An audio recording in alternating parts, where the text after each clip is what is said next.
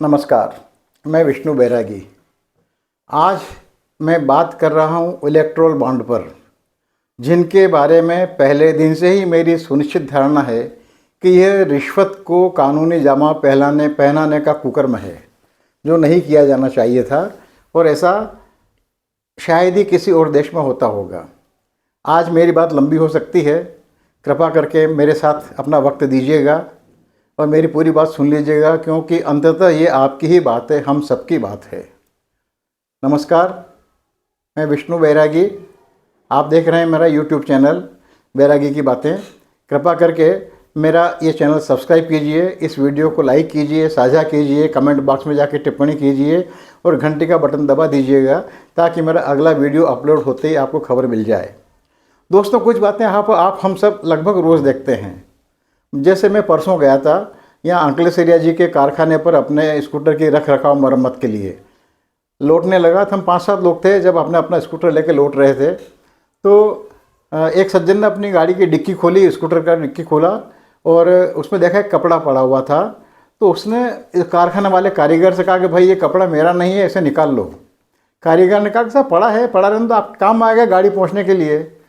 उस स्कूटर वाले ने कहा कि नहीं भाई, ये कपड़ा मेरा नहीं है, मैं कैसे ले लूँ, इस जो मेरा वाजिब हक नहीं है वो मैं नहीं लूँगा, इसे तुम निकाल लो। और कारीगर ने वो कपड़ा निकाल लिया। एक बात और आप हम सबके साथ कम से कम एक बार तो हुई होगी। रास्ते चलते हम लोगों को कभी रुपया, 2 रुपया, 5 रुपये, 10 रुपये का सिक्का मिल जाता है।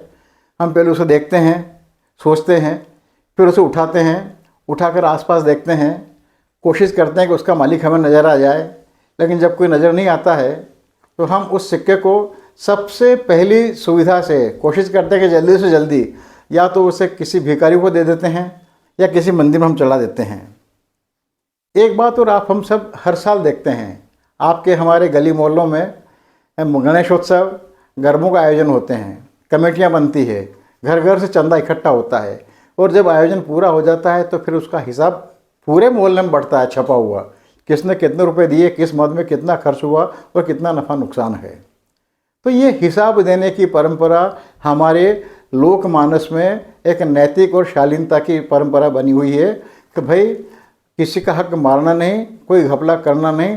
और इसका अंतिम संदेश होता है कि मेरे घर में कोई अनीति का पैसा नहीं आ जाए, क्योंकि अनीति का पैसा अंततः खुद तो जाता ही जाता है, वो अपनी मेहनत का पैसा भी साथ में लिए चला जाता है। मैं आपको एक और उदाहरण दे रहा हूँ।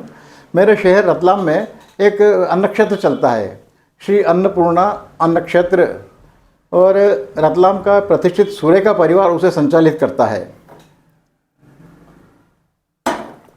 उनका हिसाब इतना पारदर्शी है कि आप हम सब कोई विश्वास ही नहीं करेंगे।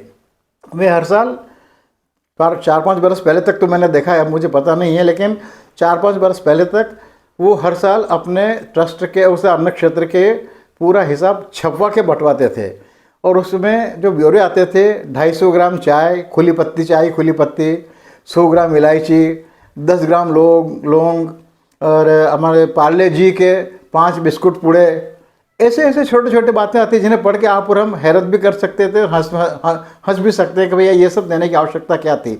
लेकिन ट्रस्ट संचालकों की पूरी कोशिश होती है अभी भी कि उसमें वहाँ पर बिना हिसाब का कोई एक दाना भी वहाँ पर नज़र नहीं आए।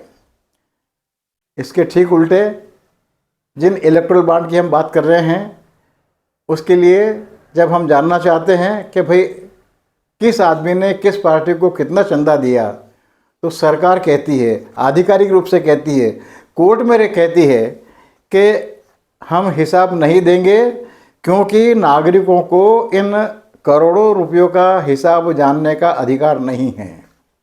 ये आश्चर्य वाली बात है। इलेक्टोरल बॉन्ड के बारे में तो आप सब जानते ही होंगे। इसे एक सरकार हर साल एक निर्धारित अवधि में खरीदने के लिए घोषणा करती है। खरीदने वाला स्टेट बैंक की किसी जो अधिकृत शाखा है वहाँ से खरीदता है। खरीदने वाले खरीद कर ये इलेक्टोरल बॉन्ड किसे दे रहा है, ये ना तो उसे बताने की ज़रूरत है और ना कोई उससे पूछता है। वो किसी भी पार्टी के खाते में जमा कर सकता है और जिस रुपये से जितनी रकम का वो बॉन्ड खरीदता है, वो रकम उसे अपने कंपनी के, अपने संस्थान के खर्चे में छूट मिलती है। और बिल्कुल गोपनीय रहता है, ऐसा सरकार का कहना है, मेरा मानना नहीं है। लेकिन इनमें महत्वपूर्ण बात यह है कि एक सामान्य जो अध्ययन सामने आया है कि अब तक जितने इलेक्टोरल बॉन्ड बिके हैं उनमें 95% बॉन्ड 1 करोड़ या उससे अधिक रकम के बिके हैं। यानी इलेक्टोरल बॉन्ड के खरीदार करोड़पति या करोड़ोंपतियों से कम नहीं है, वो अरबपति खरबपति भी हो सकते हैं। और ये सब कौन खरीदता है? आप हम जैसे लोग खरीदते हैं क्या? नहीं, कारपोरेट घराने खरीदते हैं। और आप जानते हैं कारपोरेट घराने कोई वहाँ पर धर्म खाता खोल के नहीं बैठे हैं, दान धर्म नहीं करते हैं। वो या तो निवेश करते हैं या फिर रिश्वत देते हैं। और निवेशक का तो नाम बताया जाता है, नाम छुपाया जाता है तो रिश्वत देने वाले का। वो इलेक्टोरल बॉन्ड देने वाले का नाम यदि छुपाया जा रहा है तो उसकी अंतिम घोषणा ये हो रही है कि हाँ ये रिश्वत है, हमने रिश्वत ली है, बैंक खातों के जरिए ली है, लेकिन हम रिश्वत देने वाले का नाम नहीं बताएंगे। और जो अध्ययन सामने अब तक आए हैं उसमें आया है कि इलेक्टोरल बॉन्ड से मिलने वाले चंदे का 66% सत्तारूढ़ पार्टी को गया है, जो संयोग से इन दिनों भाजपा है। बाकी 33% चंदे में देश की बाकी तमाम पार्टियां, कांग्रेस, सपा, बसपा वगैरह वगैरह, कम्युनिस्ट पार्टियां, शायद कम्युनिस्ट पार्टियां तो ये धन लेने से इनकार करती हैं, लेकिन 66% रकम, 2/3 रकम सत्तारूढ़ दल को मिली और बाकी 33% में देश के बाकी सब दल रहे। वास्तविकता ये है जो सरकार कहती है कि गोपनीयता है, लेकिन मेरी निश्चित धारणा है और समझदारों की भी धारणा है कि ये बिल्कुल गोपनीय नहीं रहता है, क्योंकि खरीदते ही सरकार को मालूम पड़ जाता है। अंततः वो स्टेट बैंक से खरीदता है खरीदने वाला, और बैंक अंततः सरकार का बैंक है, उसे एक क्षण मालूम पड़ जाता है। और जैसे ही उसने खरीदा कि सरकार के सत्तारूढ़ दल के लोग सीधा उससे संपर्क करते हैं और उससे कुल मिला के एक ही पूछते हैं, शायद ऐसा पूछते होंगे, मैं होता तो मैं पूछता कि भाई तू इस बॉन्ड का क्या करेगा, ये मुझे दे दे, मेरे काम में ज़्यादा आएगा। और इसके बाद ये जो कि जिसे मैं रिश्वत कह रहा हूँ, उस रिश्वत का अंतिम परिणाम क्या होता होगा आप खुद कल्पना कर सकते हैं। इसलिए जब ये सरकार कहती है कि इलेक्टोरल बॉन्ड का पैसा किसे कितना मिला ये जानना नागरिक का अधिकार नहीं है, तो मुझे इस पे एतराज़ है और आपको भी एतराज़ होना चाहिए। क्योंकि कोई भी सरकार, ये सरकार हो, इससे पहले वाली सरकार हो, इससे आने वाली सरकार हो, वो आपके हमारे वोट से बनती है। और हमें जानने का अधिकार है कि सरकार में बैठे हुए लोग आखिर अपना चुनावी कामकाज करने के लिए, संचालन करने के लिए पैसा किससे ले रहे हैं, हमें जानने का हक है। और ये जानकारी देने की जिम्मेदारी सरकार की है। हम जानना चाहते हैं, कोई बहुत बड़ी बात नहीं कि आपने कहीं गौ हत्यारों से तो चंदा नहीं ले लिया है, आपने देश के दुश्मनों से तो चंदा नहीं ले लिया है, आपने तस्करों से तो चंदा नहीं ले लिया है, आपने हथियारों के दलालों से तो चंदा नहीं ले लिया है, आपने दारू बनाने वाले और पान मसाला तंबाकू के गुटखे बनाने वालों से चंदा नहीं ले लिया है। और जिससे चंदा लिया है आपने उन्हें गैर वाजिब लाभ तो नहीं दिया है, और यदि आपने उन्हें जो लाभ दिए हैं उसमें आपने मेरा हक तो नहीं मारा है। ये सारी बातें जानने का अधिकार हमें है, जिसके लिए सरकार कहती है कि आप लोगों को ये जानने का अधिकार नहीं है कि किसने कितना चंदा किसे दिया। मज़े की बात यह है कि जब ये इलेक्टोरल बॉन्ड का विधेयक संसद में प्रस्ताव प्रस्तुत हुआ था, तब तत्कालीन वित्त मंत्री जिन्होंने ये कानून पेश किया था, उन्होंने कहा था कि इससे इलेक्टोरल बॉन्ड से पारदर्शिता आएगी और भ्रष्टाचार खत्म होगा। और पारदर्शिता आएगी के नाम पे आज उन्हीं के लोग सीना जोरी से कह रहे हैं, सीना जोरी मतलब बेशर्मी और अपराध की स्वीकृति दोनों जब मिल जाती है तब होती सीना जोरी। सीना जोरी से कह रहे हैं कि हम नाम नहीं बताएंगे। और मुझे हैरत ये हुई, हमारे सुप्रीम कोर्ट के मुख्य न्यायाधीश चंद्रचूड़ जी ने तो बड़ी मुझे चौंकाने वाली बात कही कि नाम बता देने से चंदा देने वाले के विरुद्ध सरकार कोई बदले की भावना से कोई उस पर कार्रवाई कर सकती है। मुझे सुन के आश्चर्य और हंसी भी आई कि अभी सरकार बदले की जो कार्रवाई कर रही है, सारी दुनिया देख रही है, उस पर तो सुप्रीम कोर्ट की निगाह नहीं है। और जो एक काल्पनिक स्थिति है उसकी चिंता हमारी सुप्रीम कोर्ट को हो गई है। ये ताज्जुब वाली बात है, होना तो ये चाहिए था। और बरसों से एक आंदोलन इस देश में चल रहा है कि सारी पार्टियों को मिलने वाले चंदे की रकम को आरटीआई के तहत लाया जाना चाहिए। हमें मालूम होना चाहिए देश के लोगों को, मतदाताओं को, कि किस पार्टी को किससे कितना चंदा मिला है।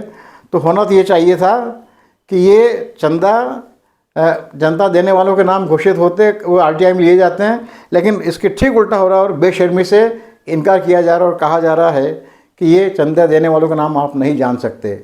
ये आपत्तिजनक है, अनुचित है और जिससे कहिए शर्मनाक है कि देश की जनता को मालूम नहीं पड़ रहा है कि सरकार में बैठे लोग या सरकार में जाने को उतावले लोग किससे चंदा ले रहे हैं, कितना चंदा ले रहे हैं। क्योंकि एक बात सब कहते हैं कि हम यहाँ पर राजनीति करने आए हैं, भजन कीर्तन करने नहीं आए हैं। तो यदि आप भजन कीर्तन करने नहीं आए हैं तो राजनीति कर रहे हैं, तो राजनीति आप शुचिता से कर रहे हैं कि अशुचिता से कर रहे हैं, पावनता से कर रहे हैं या अपावनता से कर रहे हैं, ये जानने का हक देश के उस प्रत्येक नागरिक को है जिसने किसी को आज तक कोई चंदा नहीं दिया। ये उसका भी हक है। सब लोग कहते हैं, सारी राजनीतिक दलों के लोग कहते हैं, बड़ी दुहाइयाँ देते हैं, लोकतंत्र लोकलाज से चलता है। कहते तो कुछ हैं, करते कुछ है, लोकलाज इन सब ने घोल के पी ली है। जो भी सरकार में आता है वो चंदे की जानकारी को उजागर करने से इनकार करता है और यदि कोई जानने की कोशिश करता है तो उसमें बाधा पैदा करता है। तो लोकलाज का लिहाज किया जाना चाहिए। इलेक्टोरल बॉन्ड की व्यवस्था सचमुच से समाप्त की जानी चाहिए।